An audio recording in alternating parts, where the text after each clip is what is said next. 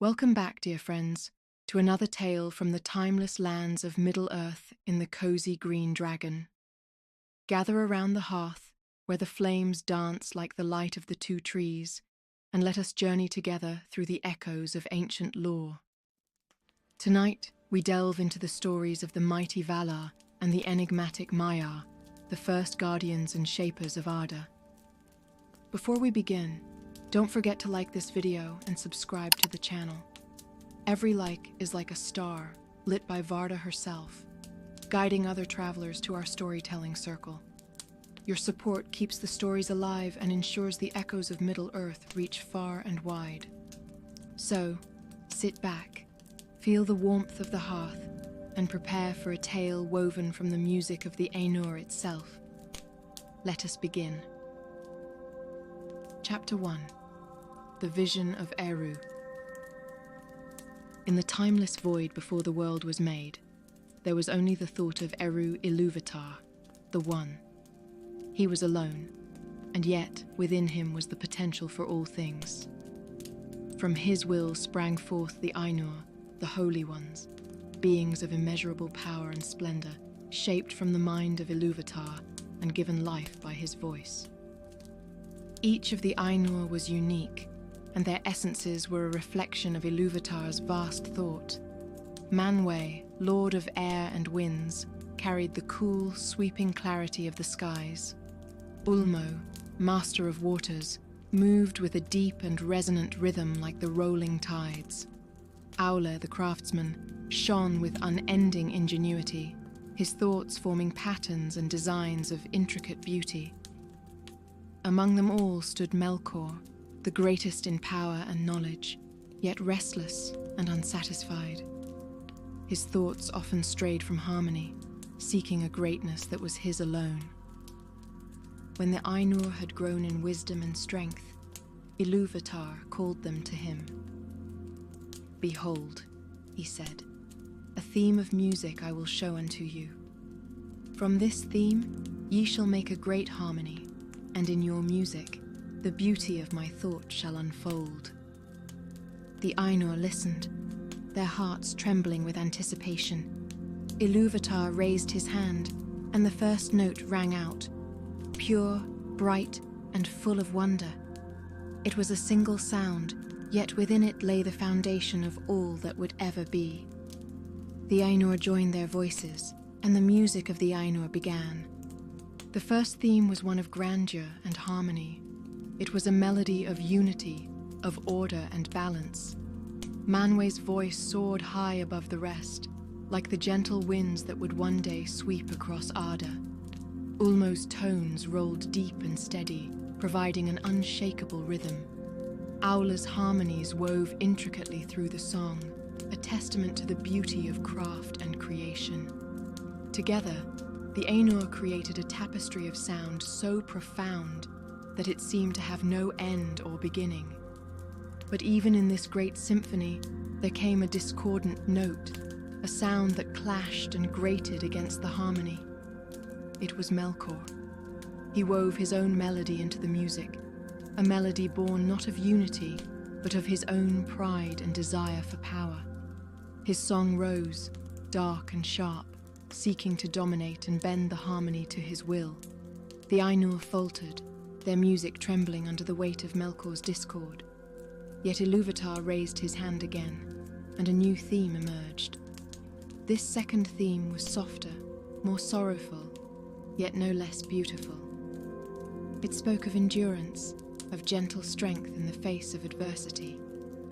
The Ainur, inspired by this new theme, began to weave their voices into it. Melkor's discord raged, but it could not overwhelm the beauty of this second melody. In frustration, Melkor raised his voice even louder, his song crashing like a storm against the harmony. His defiance grew more violent, his melody a cacophony of chaos and rebellion.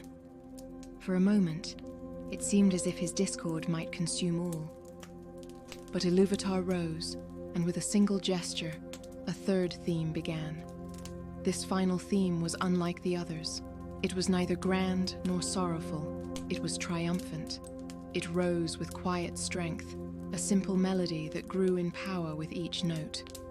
The voices of the Ainur joined in one by one, creating a harmony so vast and radiant that even Melkor's discord was absorbed into it. His rebellion became part of its beauty, and in that moment, all fell silent.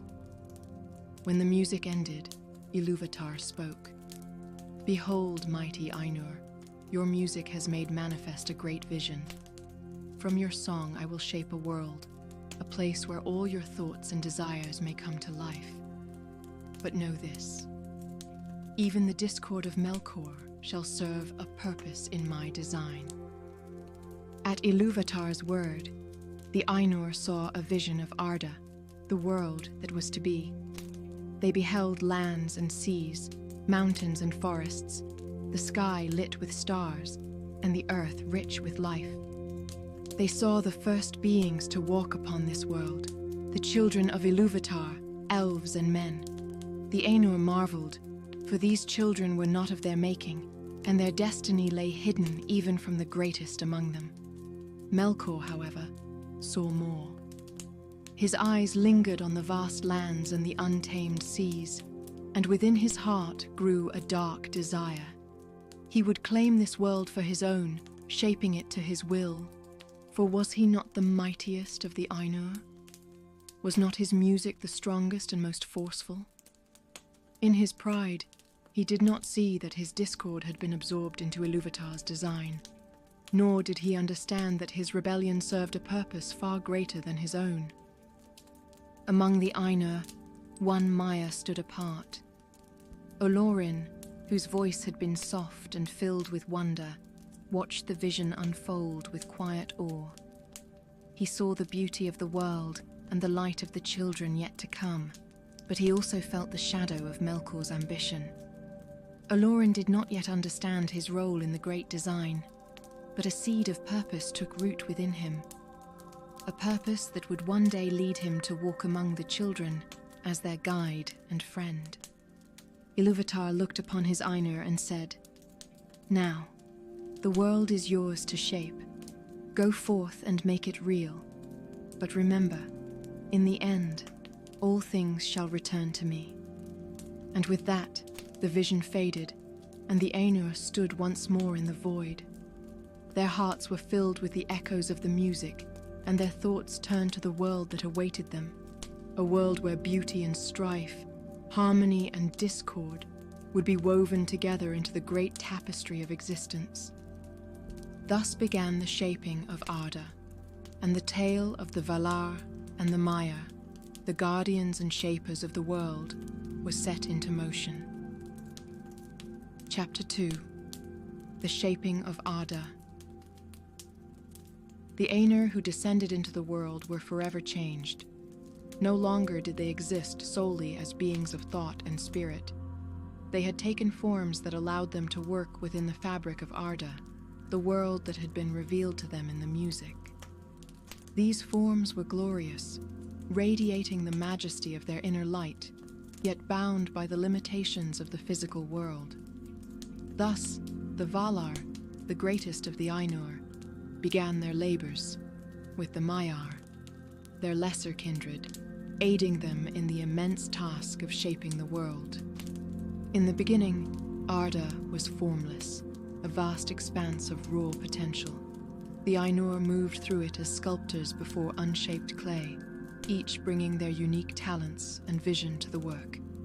Manwë, appointed as the leader of the Valar by Ilúvatar himself, took dominion over the winds and skies. With his voice, he called forth the air to dance, weaving currents and streams that would one day become the winds. His presence filled the skies with clarity and light. His thoughts forever turned to the heavens.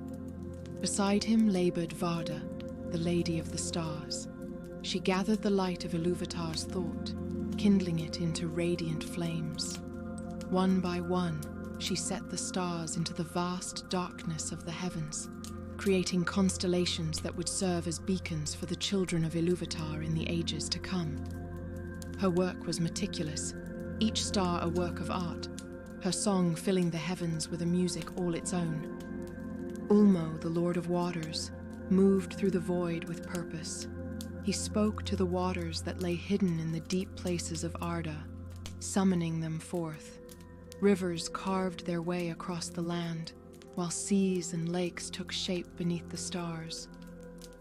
Ulmo's voice was deep and resonant, a melody that ebbed and flowed like the tides. As he labored, he whispered secrets to the waters, secrets they would carry with them through time, to be heard only by those who would listen with open hearts. Auli, the smith, took delight in the shaping of the earth itself. He worked with stone and metal, raising mountains and delving deep into the earth to craft its foundations. His hands, though mighty, were gentle, and his works were filled with beauty and purpose. Yet Aula's heart was restless, for he longed for others to share in the joy of creation. He spoke often to his Maiar, teaching them the ways of craft and labor, and among them was Sauron, whose skill and ambition set him apart from the rest. But even as the Valar labored to shape Arda, their work was not unopposed. Melkor, who had also descended into the world, sought to claim it for his own.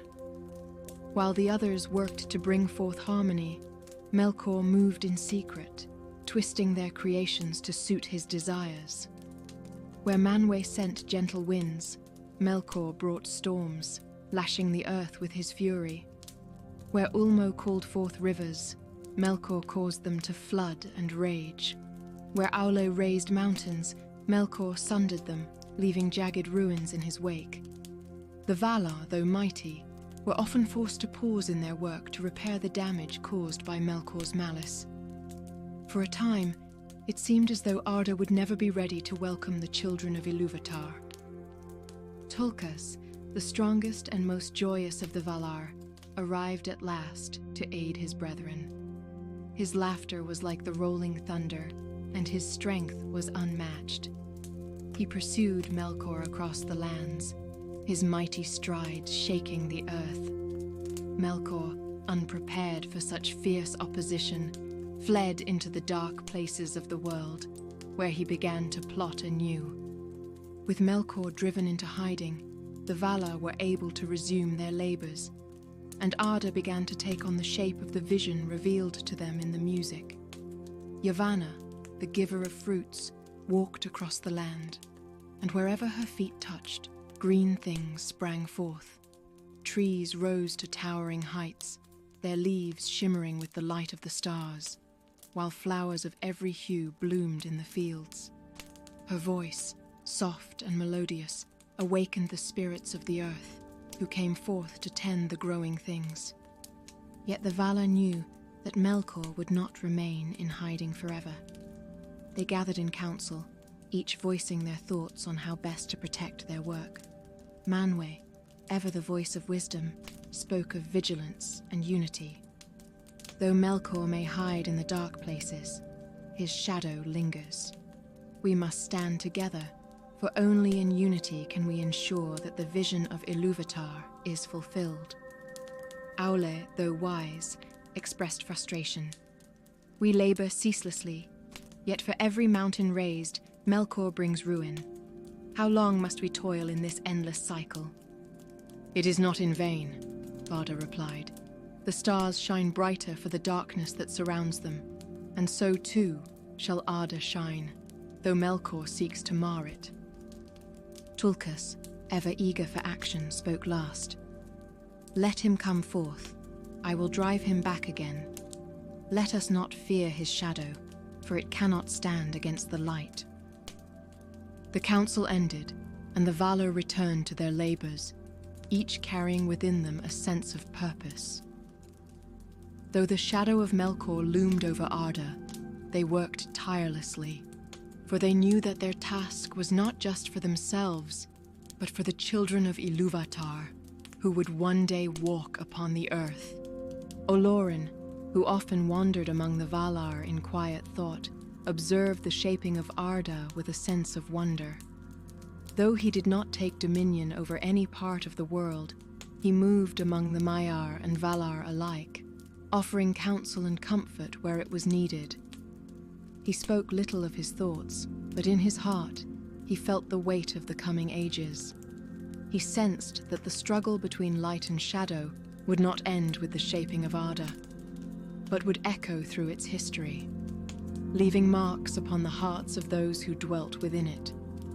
And so, the shaping of Arda continued, each Valar bringing their own gifts to the world, weaving a tapestry of beauty and wonder. Yet always, there remained a tension, a reminder that even in the most harmonious of works, there could be discord. The shadow of Melkor, though beaten back, lingered on the edges of their vision, a constant reminder of the fragility of their labors. Thus ended the first age of the shaping of Arda, and the world stood ready, though unfinished, awaiting the coming of the children of Ilúvatar. Chapter 3. The First Betrayal. Though Melkor had been driven into hiding by the might of Tulkas, the shadow of his malice lingered over Arda. The Valar continued their work, shaping the world with great care, but they were not yet aware of how deeply Melkor's influence had begun to seep into the hearts of the Maiar. Among the countless spirits who served the Valar, some had already turned their ears to Melkor's whispers, lured by his promises of power and dominion. Sauron's doubts. In the halls of Aula, the Valar of craft and creation, one Maiar stood apart. Mairon, later known as Sauron. Mairon was a spirit of great skill and intellect, whose works reflected the precision and order that he so deeply admired. Under Aula's guidance, he had learned to shape the earth's treasures, crafting metals and jewels of surpassing beauty. Yet, for all his skill, Mairon harbored a restless ambition. Melkor, watching from the shadows, saw this ambition and sought to exploit it. One night, as Mairon labored in solitude, he felt the faint stirring of a presence. A voice, smooth and persuasive, echoed in his mind. "You labor tirelessly, yet to what end?" it said. "Do the Valar truly value your works, or do they take your craft for granted, casting it into the endless void of their grand designs?" Mairon paused, his hands still upon the molten metal. The voice continued, weaving doubts into his mind. "Under Aula, you are but a servant, but with me, you would be a master. Together, we could bring true order to this world, a perfection unmarred by chaos or discord." Though the voice faded, its words lingered. Mairon struggled with his thoughts, torn between his loyalty to Aula and the tantalizing vision of control that Melkor had offered. It was a choice that would shape his destiny and the fate of Arda. The corruption of the Balrogs. While Melkor sought to ensnare Mairon, he turned his gaze to other Maiar, those whose spirits were fierce and unyielding. Among them were Gothmog, and a host of others who would later be known as the Balrogs, the demons of fire. Melkor's whispers came to them as a call to arms. He spoke of strength and glory, of a world where power reigned supreme. "Why should you serve?" he asked. "You are mighty, yet you bow to the will of others. Join me, and together we shall remake the world, bending it to our will." The Balrogs, their spirits already attuned to fire and destruction, were swayed by Melkor's words. One by one they pledged themselves to him, forsaking the harmony of the Valar for the chaos of Melkor's rebellion. In the deep places of the earth, hidden from the light of the stars, Melkor gathered these spirits to him, forging his first army. Utumno, the Dark Fortress. In the northern wastes of Arda, Melkor began the construction of Utumno, a fortress of shadow and flame. It was a place of terrible beauty, its vast halls carved deep into the earth, its spires reaching up like claws to pierce the night sky. Within these halls, Melkor's servants gathered, their numbers growing as more Maiar succumbed to his influence. From Utumno, Melkor spread his corruption further. He sent dark spirits to creep into the lands shaped by the Valar, sowing fear and doubt among the growing things. The waters that Ulmo had blessed turned murky in places, and the green fields of Yavanna became choked with thorns. The Valar began to suspect that Melkor's hand was at work once more, but they did not yet know the extent of his treachery. The turning of Mairon. Mairon, still torn by doubt, wandered alone through the lands of Arda. He sought to escape the voice of Melkor, but it pursued him relentlessly, whispering of power and perfection. One day, as he stood upon the edge of a great chasm, the voice grew louder, and Melkor himself appeared before him. "I see the fire in your heart," Melkor said, his form dark and imposing. "You desire more than this servitude. Join me, and I will teach you to wield your strength. Together, we shall bring order to this world, a perfection the Valar cannot achieve." Mairon hesitated, but the allure of Melkor's promise was too great. Bowing his head, he spoke the words that would seal his fate. "Teach me." From that moment, Mairon was no longer a servant of Aule. He became Sauron, the lieutenant of Melkor, and the first of many to fall under the shadow of his dominion. The Valar's growing concern. In Valinor, the Valar began to sense a growing unease. Manwë, ever watchful, called a council to discuss the shadows spreading over Arda. "Melkor stirs once more," he said. "His malice seeps into the world, undoing our labors. We must act before his darkness consumes all." Varda, whose sight pierced the deepest shadows, spoke next. "The stars still shine above, but below the light fades. We must bring this matter to Ilúvatar, for only he can see the end of this path." Yet others, like Aule and Yavanna, argued for vigilance rather than immediate action. "We must remain steadfast," Aule said. "Let us continue our work, for the beauty of Arda shall endure, even against Melkor's designs." The council ended without consensus, and the Valar returned to their labors, though the shadow of Melkor hung heavy in their hearts. Sauron's first deeds. Under Melkor's guidance, Sauron began to shape the chaos of Utumno into a terrible order. He forged devices of great power, blending his skill as a craftsman with Melkor's malice.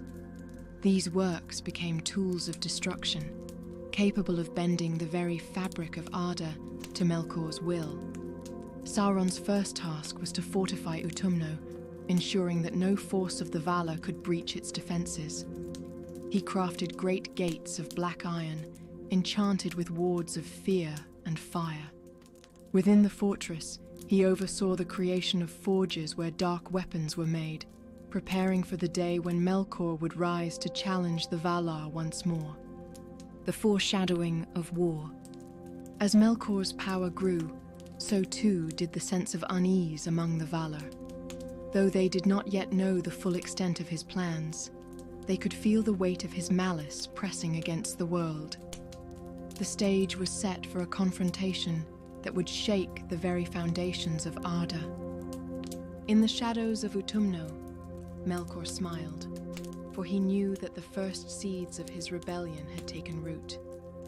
The Valar, for all their might, had yet to grasp the depth of his cunning. And in the heart of his fortress, Sauron knelt before his master, ready to bring forth a new era of darkness. Chapter 4. The Awakening of the Elves. Beneath the starlit skies of Middle-earth, on the shores of Cuiviénen, the waters of awakening, the first children of Ilúvatar stirred to life. The elves, the Quendi, awoke under the light of the stars set by Varda, their first sight the shimmering reflections of the heavens upon the still waters. They rose with wonder in their hearts, their voices tentative as they spoke for the first time, each word an echo of the music that had brought them into being. Their first years were spent in discovery. They wandered the lands around Cuivienen, marveling at the beauty of Arda and the stars above. They sang songs of joy and wonder, their voices pure and untainted by fear or sorrow. Yet even in those early days, a shadow crept among them. Orome's discovery. The Valar, having long prepared Arda for the coming of the children, awaited their awakening. It was Orome, the huntsman of the Valar, who first heard their singing. Riding upon his great steed, Nahar, he ventured eastward, guided by the distant echoes of their voices. When he arrived at Cuivienen, he was struck by their beauty and innocence. Their eyes, reflecting the starlight, were filled with curiosity and wonder, though some among them looked upon him with caution. The elves were both awestruck and wary of Orome, for tales had already spread among them of dark shapes that roamed the night. These creatures, twisted and cruel, were Melkor's servants, sent to sow fear among the children. Many elves had vanished into the shadows, never to return, and whispers of a great darkness haunted their songs. Orome, sensing their fear, spoke gently to them, his voice like the calming wind through the trees. "Fear not, children of Ilúvatar, for I am sent by the Valar to find you and guide you. Long have we awaited your coming, and we rejoice in your beauty." Melkor's shadow. Far to the north, in his fortress of Utumno, Melkor seethed with anger upon learning of the awakening of the elves. The children of Ilúvatar were a mystery to him, for they had not been revealed in the music. He saw them as a threat to his dominion, and resolved to corrupt them before they could be drawn fully into the light of the Valar. He sent forth his dark creatures, shadows that slithered unseen through the forests, capturing the unwary and twisting them into monstrous forms. These became the first orcs, a vile parody of the elves, bred for destruction and servitude. The elves, unaware of the full extent of Melkor's malice, grew fearful of the night and huddled closer to the waters of Cuivienen, seeking solace in their songs. The Valar's debate.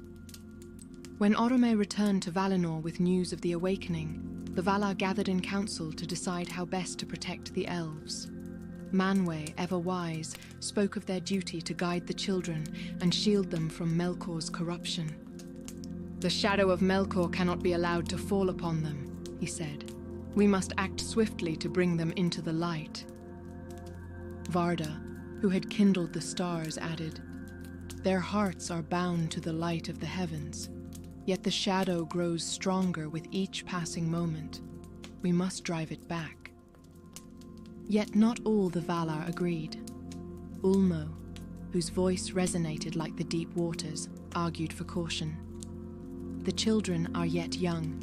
They must come to know the world as it is, for in that knowledge lies their strength. To shelter them too much is to rob them of their wisdom." Aule, ever thoughtful, voiced another concern. "If we bring them to Valinor, will we not also separate them from the lands they were meant to inhabit? The beauty of Arda is theirs to discover."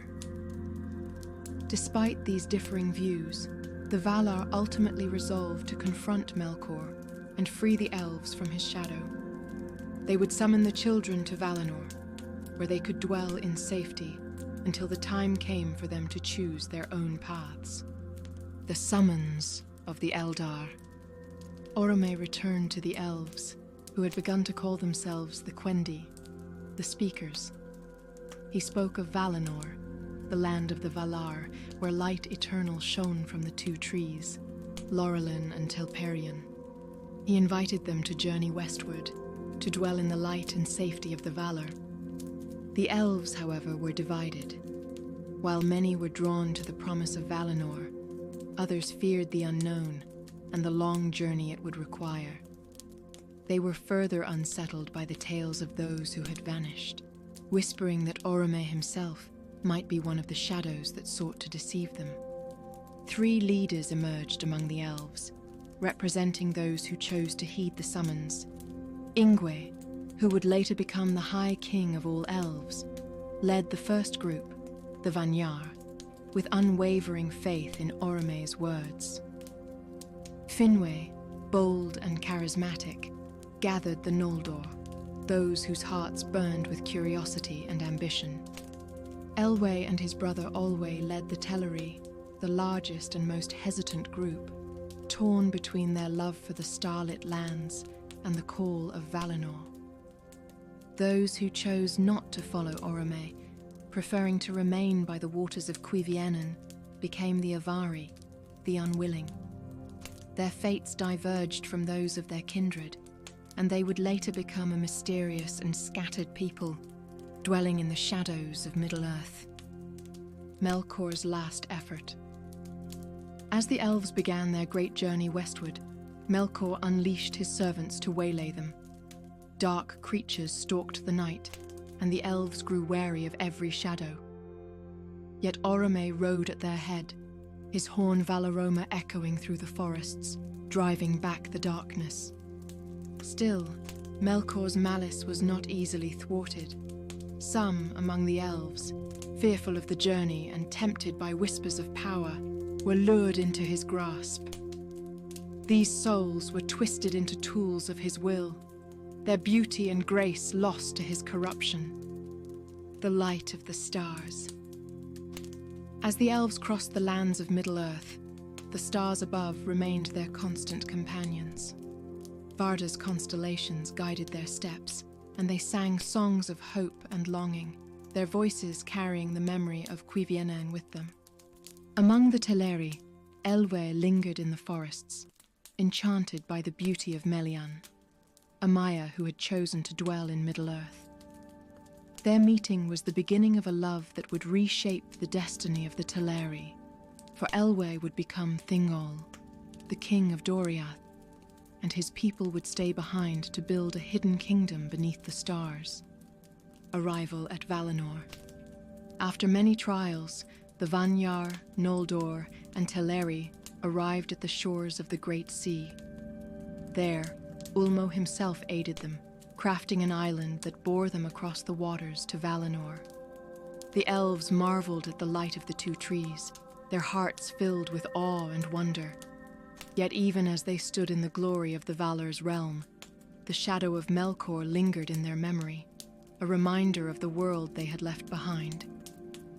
Thus, the elves came to Valinor, but the story of their journey and the shadow that sought to claim them was far from over. Chapter 5. The War of the Powers. The decision to summon the elves to Valinor and shield them from Melkor's influence marked a turning point in the history of Arda. The Valar had resolved to act decisively, for they now understood the full extent of Melkor's corruption. His fortress, Utumno, was the seat of his power, a dark and unholy place where his servants multiplied and his malice festered. If the elves were to be protected, the shadow of Melkor had to be vanquished. Manwë, the king of the Valar, called a great council upon the slopes of Tanicatil, the holy mountain that rose above Valinor. The Valar gathered in solemn assembly, their voices grave as they deliberated the course of action. Tulkas, ever eager for battle, rose first to speak. "Why do we wait?" he said, his golden armor gleaming in the light of the two trees. "Melkor has defiled the lands we shaped with our labor. His servants prowl the shadows, spreading fear and destruction. Let us march to Utumno and bring him to justice." Varda nodded in agreement. The stars shine upon the children of Ilúvatar, yet Melkor's shadow seeks to extinguish their light. We must act before his corruption takes root in their hearts. Ulmo, ever cautious, spoke with a voice deep as the ocean. "Though I do not disagree, we must consider the cost. If we unleash our power upon Melkor, Arda itself may be broken. The children will inherit a world scarred by our conflict."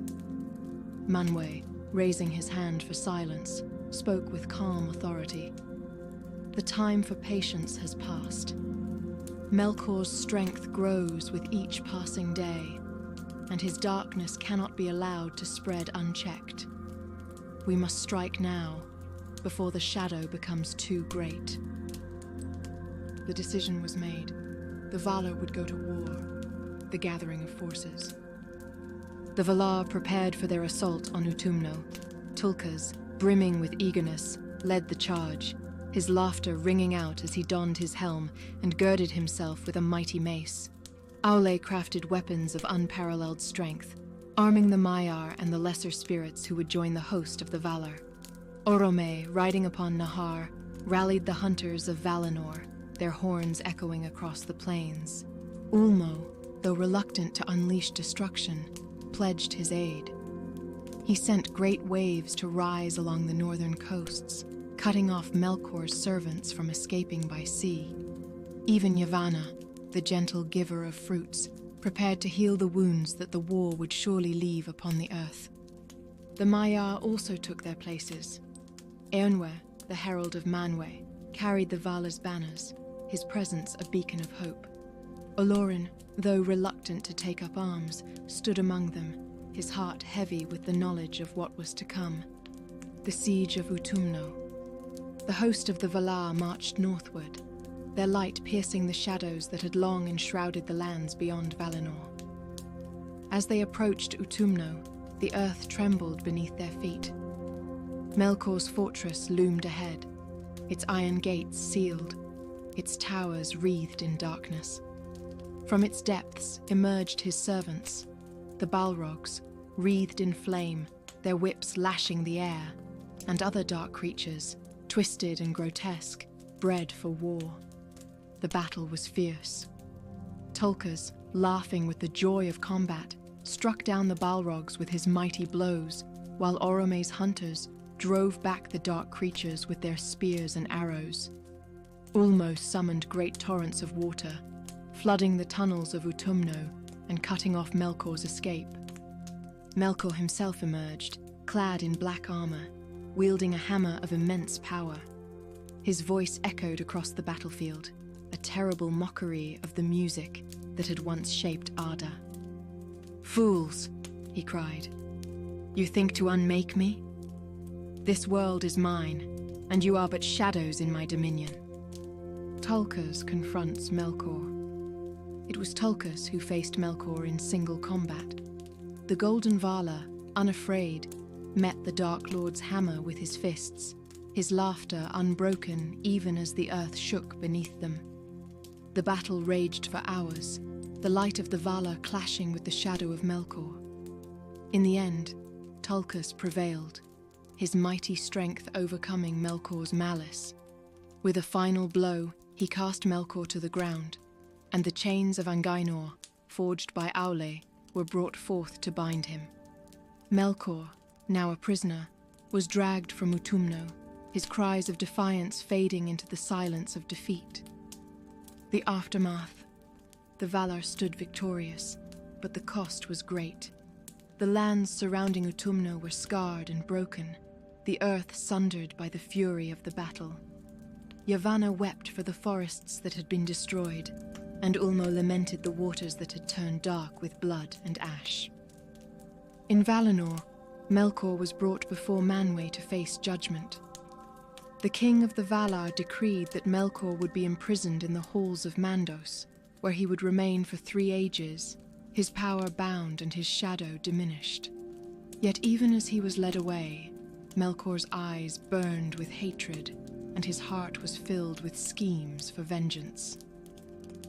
Hope among the elves. With Melkor defeated, the elves rejoiced. The shadow that had haunted their steps was lifted, and they began their journey westward with renewed hope. Orome guided them across the plains, his horn a song of victory and promise. At last, the lands of Middle-earth lay quiet, and the stars shone brighter than ever before. Yet not all the elves heeded the summons to Valinor. Some, scarred by the darkness they had endured, chose to remain in Middle-earth. They were the Avari, the unwilling, and their fates diverged from those who would one day dwell beneath the light of the 2 trees. the light and the shadow. Though the Valar had triumphed, the shadow of Melkor could not be entirely undone. His servants, the Balrogs and other dark creatures, fled into the deep places of the world, waiting for the day when their master would rise again. The Valar, weary from their labors, returned to Valinor, determined to guard the elves and prepare for the ages to come.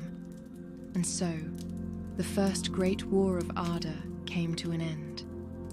The children of Ilúvatar had been protected, and the light of the stars continued to shine upon them. Yet the seeds of conflict had been sown, and the long struggle between light and darkness was far from over. Chapter 6: The Splintering of the Elves. The triumph of the Valar over Melkor brought peace to Middle-earth, but not all shadows had been dispelled. As the elves continued their journey westward, guided by Orome, their unity began to fracture.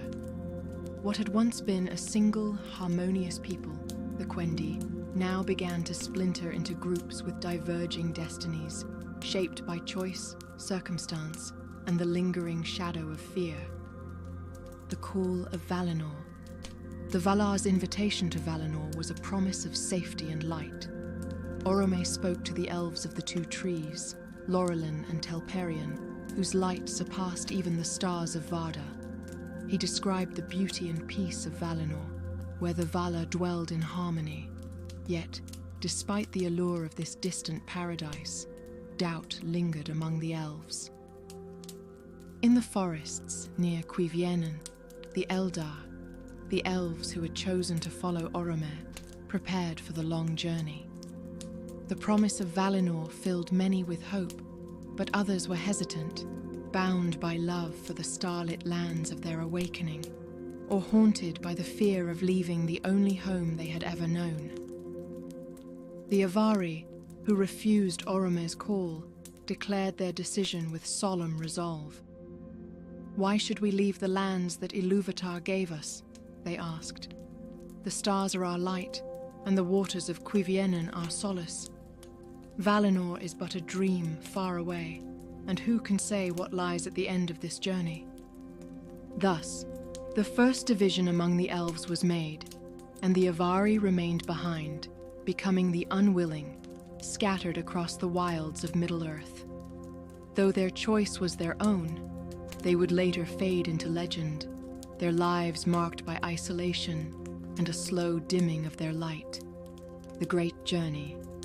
The remaining elves, led by three great lords, Ingwe, Finwë, and Elwë, set forth on the Great Journey. Orome guided them, his steed Nahar shining like a beacon in the night. Ingwe, the most faithful, led the Vanyar, who followed with unwavering trust. The Noldor under Finwë were bold and curious, their hearts alight with ambition and a hunger for knowledge. The Teleri, led by Elwë and his brother Olwë, were the most numerous and hesitant, often lingering behind to marvel at the lands they crossed. The journey was fraught with challenges. The elves encountered vast plains, towering mountains, and shadowed forests. In each new land, they found both wonder and peril. They sang songs of the stars to bolster their courage, but the shadow of Melkor lingered in the dark corners of the world. Elwi's disappearance. As the elves passed through a great forest, Elwë was drawn away from his people. Wandering beneath the starlight, he encountered Melian, a Maiar of great beauty and power. She was singing in the forest, her voice weaving a spell that entranced Elwë. In her presence, he was overcome with love and awe, and time seemed to stand still. For many years, Elwë and Melian dwelled together in the forest, their union a blending of the immortal light of the Maiar and the enduring grace of the elves.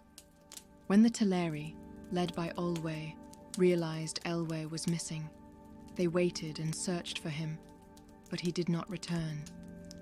Reluctantly, the Teleri resumed their journey, carrying with them the sorrow of leaving their lord behind. Elwë and Melian would later become the rulers of Doriath, the hidden kingdom beneath the girdle of Melian, a barrier of enchantment that protected their land. This delay and separation marked a second splintering of the elves. The Teleri's hesitation. The Teleri's journey westward was slow and hesitant.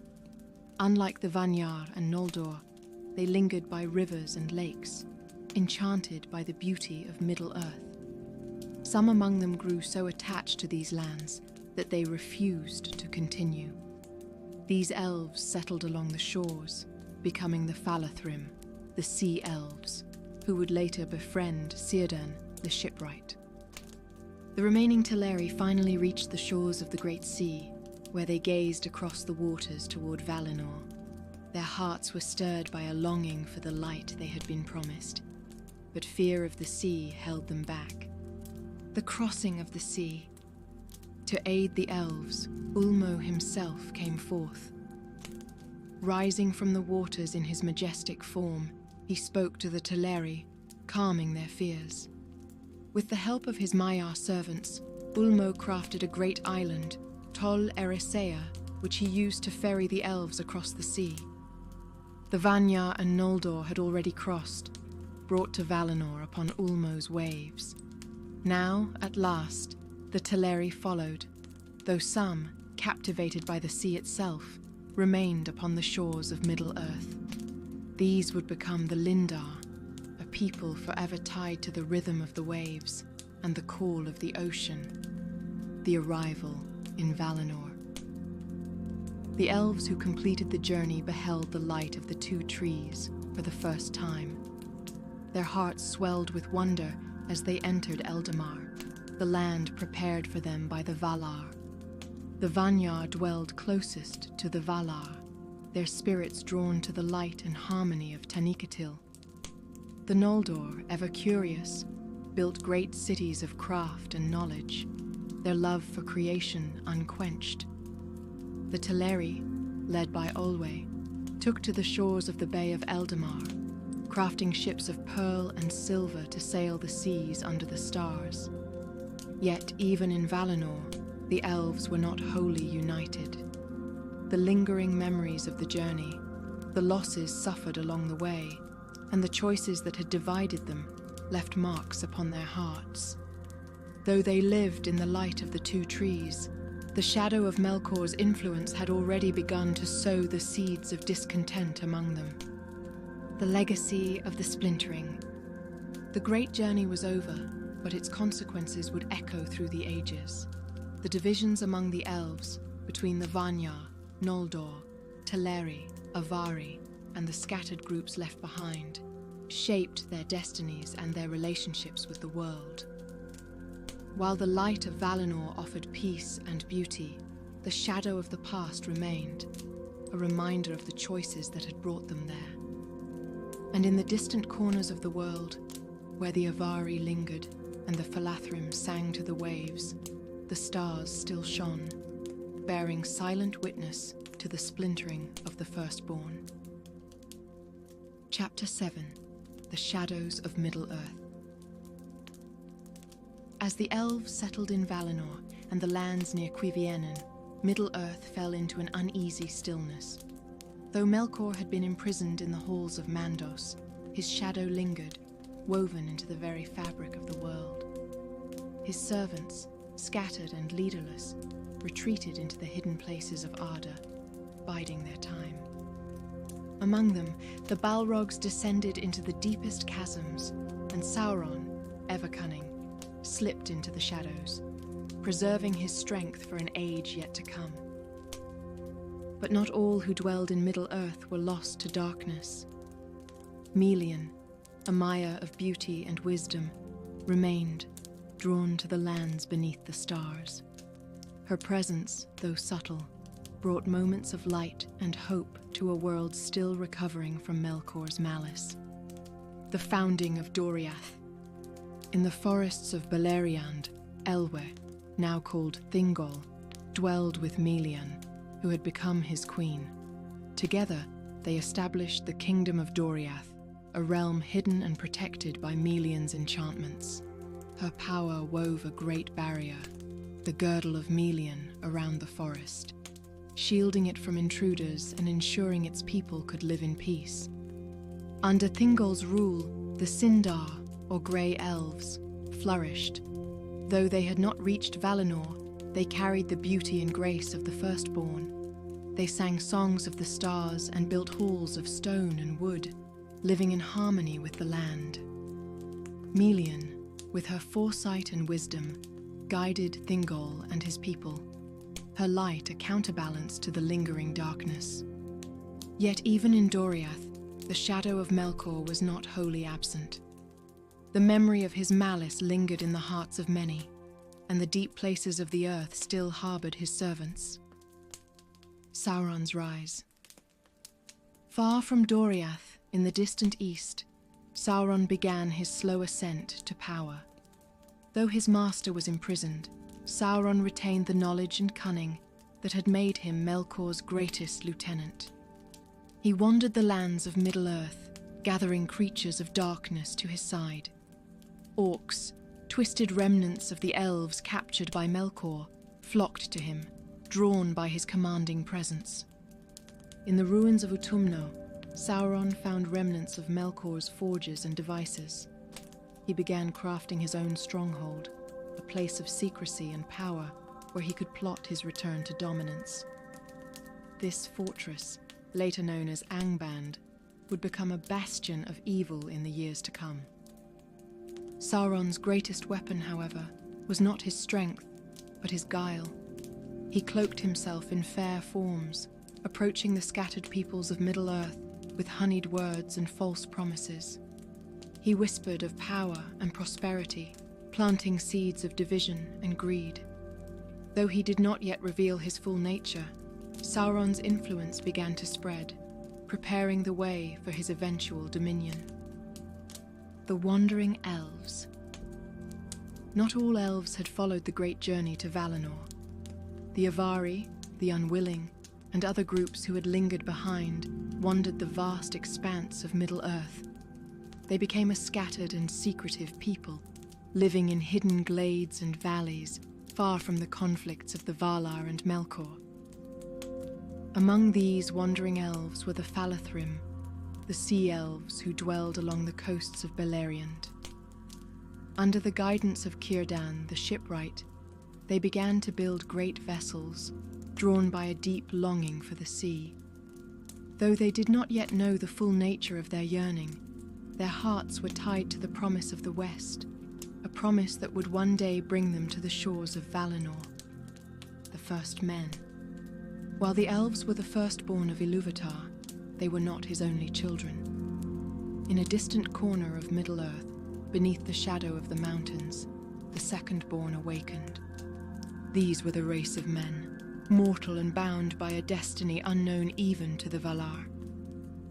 The awakening of men went unnoticed by most of the world, for they were fewer in number, and their lifespan short compared to the elves. Yet their hearts were filled with wonder and a strange restlessness. Unlike the elves, who loved the world as it was, men looked ever to the horizon, seeking what lay beyond. This yearning, a gift and a burden, would define their fate. The growing tension. The Valar, dwelling in the peace of Valinor, did not immediately perceive the rising shadows in Middle-earth. Their victory over Melkor had brought a sense of security, and they turned their attention to nurturing the elves who had come to their lands. Yet, in Middle-earth, the seeds of future conflict were taking root. The scattered tribes of men began to encounter the wandering elves, forging the first tentative connections between the two races. The elves marveled at the mortality of men, seeing in them a fragility and strength that was alien to their own nature.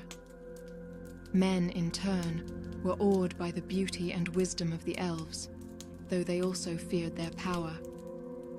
These early meetings were often marked by misunderstanding and mistrust. Some elves, weary of the shadows left by Melkor, shunned men, seeing in their mortality a reflection of weakness. Others, like Thingol and Melian, saw potential in the second-born, though they remained cautious. Ulmo's warnings. Of all the Valar, it was Ulmo, the Lord of Waters, who remained most concerned with the fate of Middle-earth. From his deep halls beneath the seas, he listened to the whispers of the waters, sensing the rising darkness. He spoke to the Valar in council, urging them to turn their gaze back to Middle-earth. Melkor's shadow is not fully vanquished, Ulmo said. Though he is bound, his servants remain, and they gather strength. The children of Ilúvatar, both firstborn and secondborn, are left vulnerable. We must not forget them. Manwë, seated upon his high throne on Taniqatil, heard Ulmo's words but hesitated. The world is wide, and our power, though great, cannot be everywhere. Let us trust in the light of the stars and the strength of the children to resist the darkness. Ulmo, though frustrated, did not abandon Middle-earth. Through rivers and seas, he whispered to the hearts of elves and men alike, guiding them toward choices that would shape their destinies. The dawn of new kingdoms. As the years passed, the seeds planted by Melkor and Sauron began to bear fruit. In hidden places, dark creatures multiplied, their numbers swelling in preparation for the day when they would march under a new banner. The orcs, balrogs, and other servants of evil were joined by men who had fallen under Sauron's sway, their hearts corrupted by promises of power. At the same time, light began to shine in unexpected places. In Doriath, the realm of Thingol and Melian grew strong, a sanctuary of beauty and wisdom. Along the coasts, the ships of Círdan ventured farther, their sails a symbol of hope. And in the hearts of men, a spark of resilience began to grow, a defiance that would one day challenge the shadow. Middle-earth stood at a crossroads, the light and shadow balanced upon the edge of a knife. Though the Valar remained distant, their influence lingered, and the children of Ilúvatar, both elf and man, began to take their first steps toward a destiny that would shape the ages to come. Chapter 8: The Forging of the Silmarils. In Valinor, under the light of the two trees, Laurelin and Telperion, the elves who had answered the summons of the Valar, flourished. The Vanyar, the fairest and most devoted to the Valar, lived closest to Taniqatil, basking in the harmony of their presence. The Teleri, led by Olwe, dwelled along the shores of the Bay of Eldamar, their songs mingling with the sound of the waves. But it was the Noldor, under the leadership of Finwë, who were driven by a restless spirit of craft and ambition. Among the Noldor was Fëanor, the eldest son of Finwë, and the greatest craftsman of his time. He was a being of unparalleled skill and intellect, his spirit burning with an intensity unmatched by any of the firstborn. It was said that the light of the two trees shone in his eyes, and his mind was filled with thoughts of creation and mastery. Yet, alongside his brilliance lay a pride that would one day bring sorrow to all of Arda, the seeds of creation. Fëanor's skill as a craftsman grew under the guidance of Aule, the Valar of smiths and crafts. From Aule, Fëanor learned the secrets of metal and stone, forging works of beauty and power. Yet, Fëanor's heart yearned for a creation that would surpass all others, a work that would embody the light and glory of Valinor itself. As he wandered beneath the light of Laurelin and Telperion, Fëanor was struck by the beauty of the mingling lights, a golden and silver radiance that filled the land with life and wonder. Inspired by this vision, he conceived of a plan to capture that light, to hold it forever within a form of his own making. Fëanor withdrew to his forge, working in secret. Days turned to weeks, weeks to months, as he poured his skill and will into his craft. The fire of his spirit burned brightly, and from the forge emerged the Silmarils, the greatest jewels ever created. The Silmarils unveiled. The Silmarils were 3 flawless jewels, each containing within them the mingled light of Laurelin and Telperion. The light within them was alive, shimmering and shifting with a beauty that no words could describe. When Feanor unveiled the Silmarils, the Valar and elves alike were struck with awe. Even the light of the two trees seemed to pale in comparison to the radiance of the jewels. Manwë himself blessed the Silmarils, declaring that no unclean hand should touch them, for they contained the essence of Valinor's light.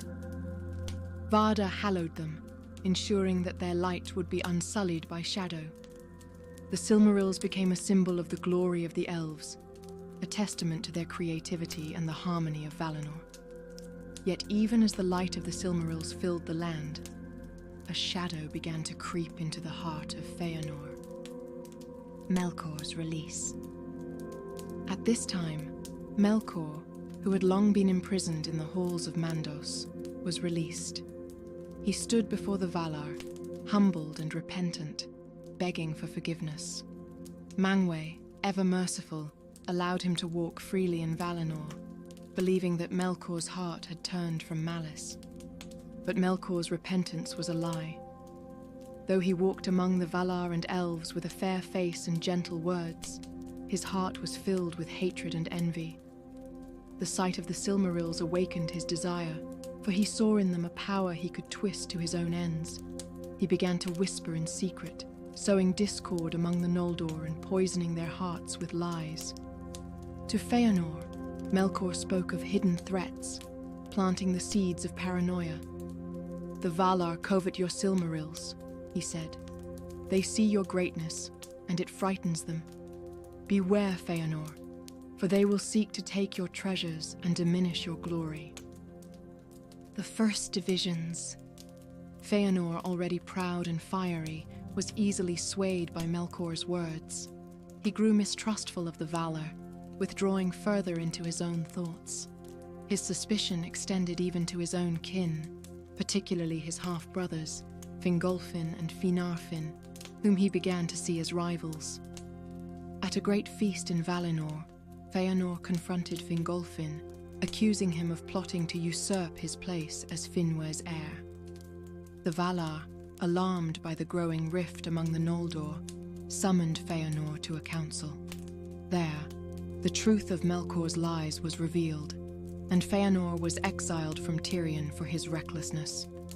Feanor took his father, Finwë, and those loyal to him to Formenos, a stronghold in the northern reaches of Valinor. There he guarded the Silmarils jealously, refusing to let even the Valar gaze upon them. The theft of the Silmarils. Melkor, seeing the division he had sown, acted swiftly. He fled Valinor, returning to his dark fortress of Angband in Middle-earth. There, he began to rebuild his strength, gathering the remnants of his servants and forging new weapons of war. But Melkor was not yet satisfied. Disguising himself, he returned to Valinor under the cover of night. With the aid of Ungoliant, a monstrous spirit of shadow and hunger, he struck the two trees, poisoning their light.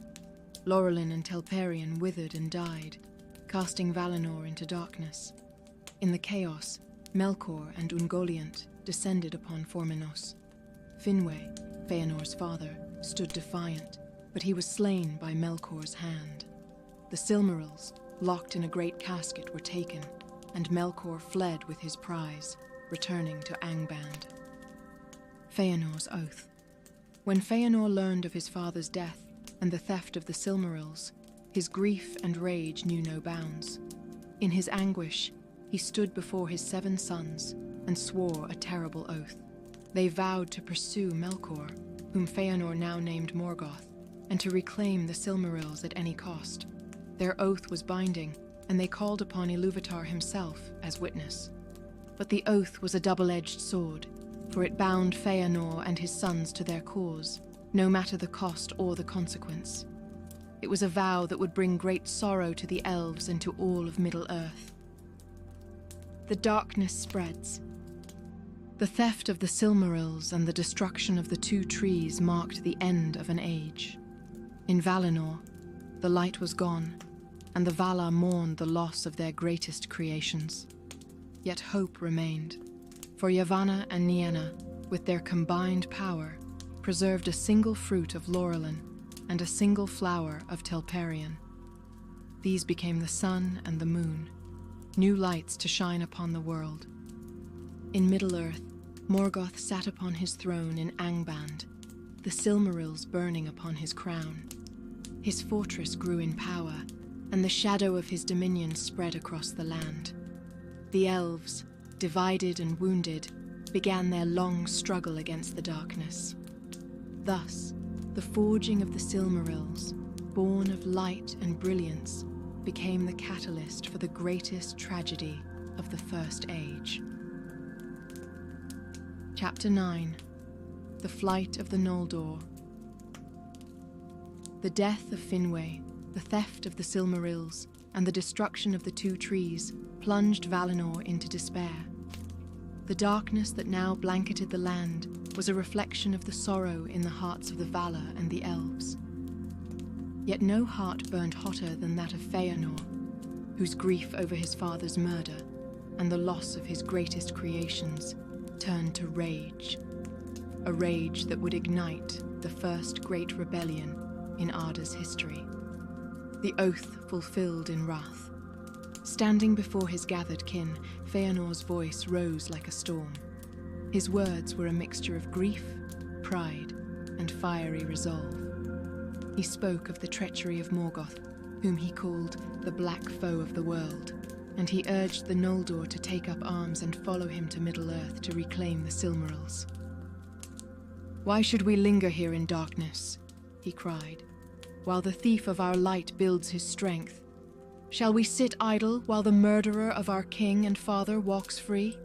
Nay, we are the mightiest of the children of Ilúvatar, and this is our time to act." At his side stood his 7 sons, Maedhros, Maglor, Celegorm, Caranthea, Curufin, and the twins Amrod and Amras, their faces grim with determination. Together, they repeated the oath of Feanor, swearing upon Ilúvatar to pursue the Silmarils at any cost, and to destroy anyone who stood in their way, whether elf, man, or Valar. Fingolfin's Dilemma. Not all the Noldor were swayed by Feanor's fiery rhetoric. Fingolfin, Feanor's half-brother, stood in the crowd, torn between loyalty to his kin and doubt over the wisdom of such a rash course. Though he did not fully trust Feanor, he feared for the fate of the Noldor if they were divided. When Feanor declared his intent to leave Valinor, Fingolfin stood and spoke. "Though I do not share your hatred, I will not abandon our people to your recklessness. Where you go, we will follow, for we are all children of Finwë, and our fates are bound together." The words were reluctant, but they sealed the fate of the Noldor. With Fingolfin's support, the rebellion gained momentum, though many in his host harbored doubts about Feanor's true motives. The doom of Mandos. As the Noldor prepared to leave Valinor, the Valar gathered to confront them. Manwë, seated upon the throne of Taniqatil, sent his herald, Eönwë, to speak words of warning. Yet it was Mandos, the keeper of the dead, who stepped forward and pronounced the doom of the Noldor. "Tears unnumbered ye shall shed," Mandos declared. "The Valar will not aid you in your quest, for your rebellion leads to grief. The shadow of your oath will follow you, and its curse shall bring ruin upon all who swear it. You shall find neither peace nor rest, and though your valor may achieve great deeds, it shall also kindle great sorrow." The Noldor listened in silence, but Feanor, defiant, rejected the warning. "Let the Valar remain in their darkness," he said. "We will forge our own destiny, and if sorrow must come, then let it be upon Morgoth and all who follow him." The first kinslaying. To reach Middle-earth, the Noldor needed ships to cross the Great Sea. The Teleri, who dwelled upon the shores of the Bay of Eldamar, possessed great fleets of white ships, crafted with care and adorned with pearls. Feanor approached them, demanding their aid. But the Teleri, led by Olwe, refused. "These ships are the fruit of our labor and the joy of our hearts," Olwe said. "We will not lend them to you for a cause that brings only darkness and death." Feanor, consumed by his oath, would not be denied. Enraged, he ordered his followers to seize the ships by force. The Teleri resisted, and a bitter conflict erupted. Elves fought elves for the first time in the history of Arda, and the waters of the bay ran red with blood. This became known as the First Kinslaying, an act that forever stained the Noldor's journey with grief and guilt. The Sundering of the Noldor. The rebellion fractured further after the kinslaying. Many Noldor who had followed Feanor now began to question the righteousness of his cause. Among them were the followers of Fingolfin and Finarfin, the youngest of Finwë's sons. Finarfin, seeing the madness that had taken hold of his people, renounced the rebellion and returned to Valinor with a portion of his host, seeking the forgiveness of the Valar. Fingolfin, however, chose to continue. Though his heart was heavy, he could not abandon his people to Feanor's leadership alone. With his host, he followed Feanor northward toward the Helcaraxe, the grinding ice, a treacherous and deadly wasteland that bridged Valinor and Middle-earth. The burning of the ships. Feanor and his closest followers took the stolen ships and crossed the Great Sea, leaving Fingolfin and his host behind. Upon reaching the shores of Middle-earth, Feanor, driven by his growing pride and mistrust, ordered the ships burned. The flames rose high into the night, a beacon visible even across the icy wastelands. When Fingolfin saw the fire, he knew he had been betrayed. With no other choice, he led his people across the Helcaraxe, a journey of unimaginable suffering. Many perished in the bitter cold, but Fingolfin's resolve never wavered. At last, his host reached the lands of Middle-earth, weary but unbroken. Arrival in Middle-earth. As the sun rose for the first time, heralding the dawn of a new age, the Noldor stood upon the shores of Middle-earth. The light of the sun dispelled the lingering shadows of Morgoth's servants, filling the elves with renewed hope. Yet the memory of their rebellion, the blood of the Teleri, and the doom of Mandos weighed heavily upon them. Feanor, standing at the head of his host, gazed toward the north, where the fortress of Angband loomed beyond the mountains. "Morgoth!" he cried. "We are come! The Silmarils shall be ours again, and you shall pay for your treachery." Thus began the long war of the Noldor against Morgoth, a conflict driven by pride, vengeance, and the unyielding power of the Oath of Feanor. Chapter 10. The Long Defiance. The Noldor had reached Middle-earth, their rebellion complete, their fates entwined with the shadow they sought to overthrow. Yet the arrival of Feanor and his host did not go unnoticed. Morgoth, from his fortress of Angband, saw the fires of their ships upon the shore and laughed. To him, the Noldor were but pawns, their strength ripe for corruption or destruction. But Feanor, in his pride and fury, was no pawn. Standing upon the rocky shores of Middle-earth, he rallied his people with fiery words. "The Silmarils are ours by right," he declared. "Let none think to wrest them from us. Morgoth shall taste the wrath of the Noldor, and his dominion shall crumble beneath our blades." The battle under the stars. No sooner had the Noldor begun to establish themselves than Morgoth sent his armies forth from Angband. Orcs poured from the mountains in a black tide, armed with crude weapons and driven by malice. They fell upon the Noldor near the fortress of Ithel Sirion, where the elves made their first stand. By the light of the stars, the first battle of Beleriand was fought. Feanor, wielding his sword with unmatched ferocity, led his people into battle. The orcs were many, but the Noldor were driven by vengeance and the brilliance of their craft. The light of their swords and the sharpness of their arrows broke the enemy lines, scattering the host of Morgoth. Victory was swift and decisive, and the Noldor tasted triumph. Yet Feanor, ever consumed by his oath, refused to let the battle end. He pursued the fleeing orcs northward, driven by his desire to reach Angband and reclaim the Silmarils. Feanor's fall. As Feanor's vanguard drew closer to Angband, they encountered a greater foe. From the gates of the fortress came Gothmog, the lord of the Balrogs, and his fiery host. The skies turned red as the demons of shadow and flame descended upon the Noldor, their whips cracking like thunder. Feanor, undaunted, charged into the fray. His fury burned brighter than the fires of his enemies, and for a time he held his ground. But he was alone, separated from his kin by his relentless pursuit. Surrounded by Balrogs, he fought with the strength of 10 warriors, yet even his might could not withstand their onslaught. Gothmog struck the fatal blow, and Feanor fell, his body consumed by flames. As he lay dying, his sons gathered around him. His last words were a command. Do not forget the oath. Pursue it to the end. Let the Silmarils be reclaimed, even if it costs you all.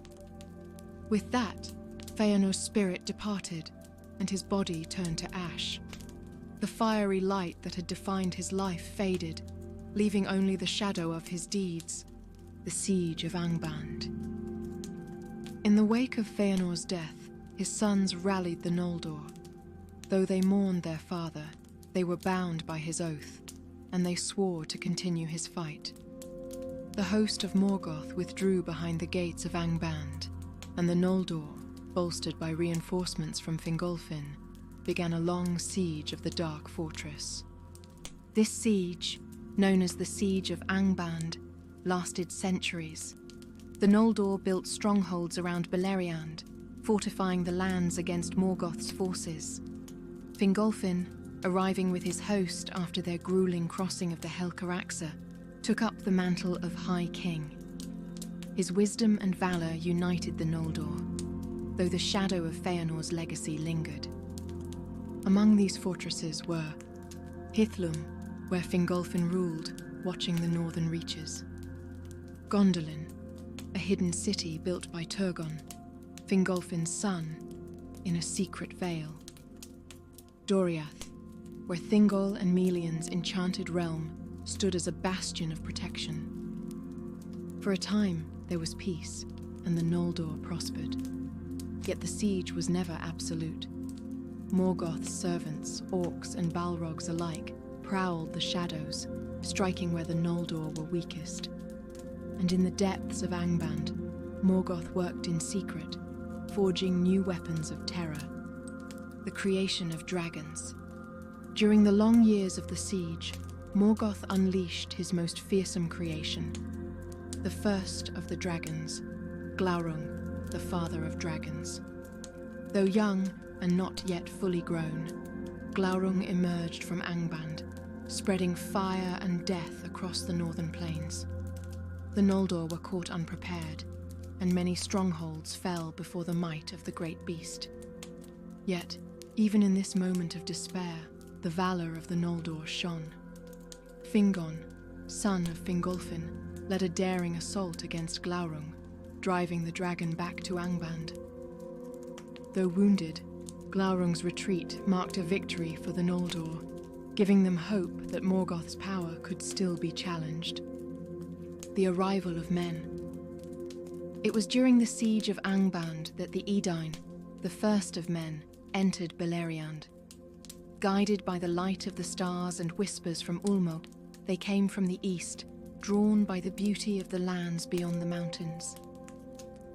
The elves, though wary at first, welcomed the Edain as allies and kindred. Men marveled at the wisdom and grace of the elves, while the elves saw in men a resilience and freedom that was unlike their own. Alliances were forged, and many of the Edain swore fealty to the Noldor, pledging their swords in the fight against Morgoth. Yet even among men, Morgoth's shadow loomed.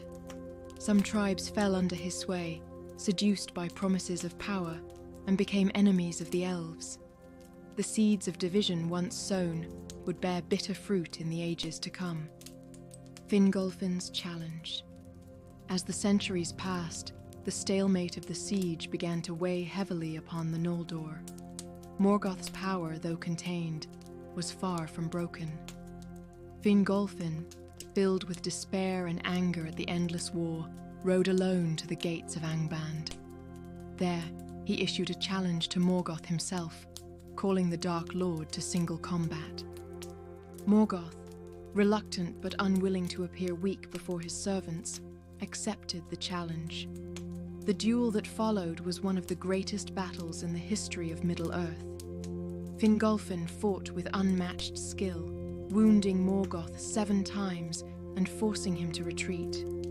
Yet, in the end, Fingolfin was struck down, his body crushed beneath Morgoth's hammer, Grond.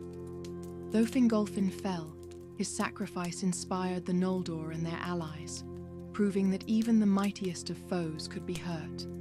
Morgoth, now limping and scarred, never again left his fortress, a testament to the power of the High King. The Long Defiance. The siege of Angband continued, but the death of Fingolfin marked the beginning of its decline. Morgoth's servants grew bolder, and the alliances of the Noldor and Edain were tested by fear and treachery. Yet, even in the face of darkness, hope endured. The elves of Gondolin remained hidden, their city a beacon of light. The Sindar of Doriath, protected by the Girdle of Melian, offered refuge to those in need. And the Edain, despite their mortality, fought with courage, earning the respect of their immortal allies. The Long Defiance was not merely a time of war, but a testament to the resilience of the free peoples. Though the shadow of Morgoth loomed ever larger, the light of their hope and courage burned on, defying the darkness until the final reckoning. And so, dear listeners, the tale of the Valar and the Maiar, the Firstborn and the Edain, draws to a close, at least for now. The light of the 2 trees, the defiance of the Noldor, the rise of Morgoth, and the enduring hope of the free peoples, all are threads in the grand tapestry of Middle-earth. Though this chapter ends, the echoes of these stories linger, carried in song and memory across the ages of Arda. We've traveled through triumph and tragedy, light and shadow, and the unyielding spirit of those who stand against darkness. Let us remember that even in the darkest of times, courage and hope shine brightest. Thank you for joining me on this journey through the timeless lands of Middle-earth. I hope you've enjoyed this tale and found yourself lost in its beauty and depth. If you've stayed with me until now, please comment below with your favorite moment or a thought on what resonated most with you. Your words are like the stars of Varda, guiding others to our hearth. And now, as the flames of our storytelling hearth fade and the echoes of the tale grow soft, let your mind drift away to the soothing sounds of the world around you. May you find peace and light until we meet again for another story from Middle-earth. Farewell, my friends, and thank you for listening.